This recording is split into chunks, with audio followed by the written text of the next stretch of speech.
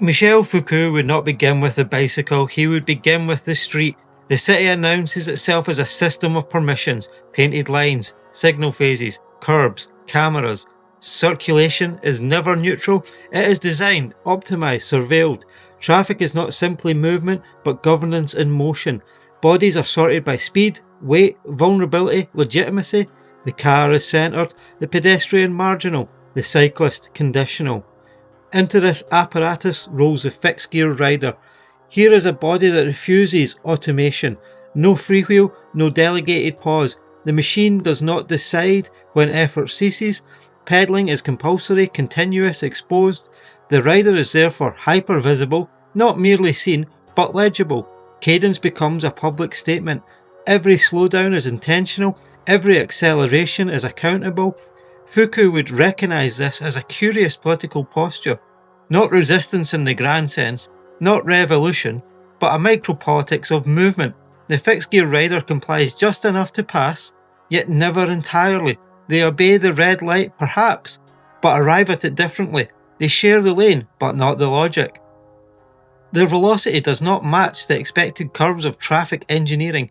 Power here is not confronted head-on, it is slipped, not refused, not rephased.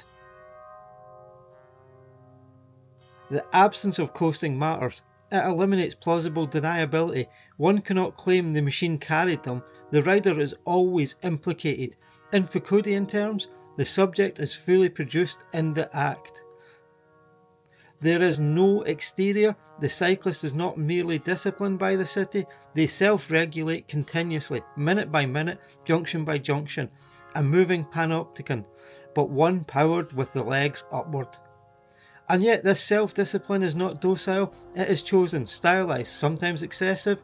Skidding before a stop line is unnecessary, inefficient, faintly theatrical. It draws attention. It says, I know the rule, and I am showing you how closely I can approach it without collapsing into it. This is not lawlessness, it is performance at the boundary of law. Foucault would not ride brakeless. That would be too easily moralised, too quickly folded into narratives of risk and deviance, but he would observe those who do with care. He would note how brakeless riders attract discourse, danger, irresponsibility, purity, authenticity, how the absence of a component becomes an ethical problem, how the city responds not only with enforcement, but with stories. He would likely write about fixed gear riders as anomalous circulatory bodies, neither fully integrated nor entirely excluded. They reveal the seams of the system by refusing to disappear into it.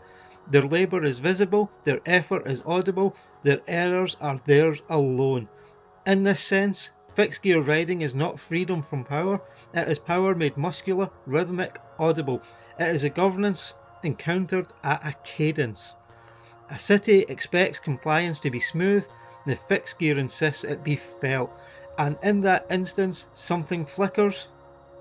Not escape, but awareness.